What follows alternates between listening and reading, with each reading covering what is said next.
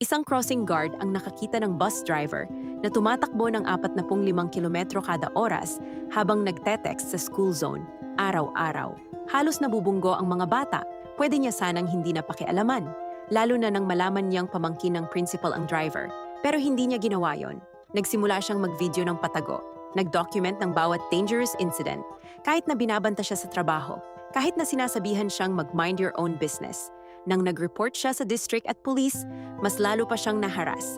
Binago ang schedule niya para ma-force siyang mag-resign. Pero hindi siya sumuko. Ang mga video niya ay naging sapat na ebidensya. Na-arrest ang driver dahil sa reckless endangerment. Naging district-wide overhaul ang bus safety. Hindi lang yon, naging trainer siya ng crossing guards sa buong estado. Naging mas safe ang school zones para sa libu-libong estudyante. Sinabi niya sa interview, ang paninindigan sa tama ay hindi madali. Pero mas mahirap makasama ang sarili mo kung alam mong may nagawa ka sana. Isang desisyon ang nagbago ng lahat.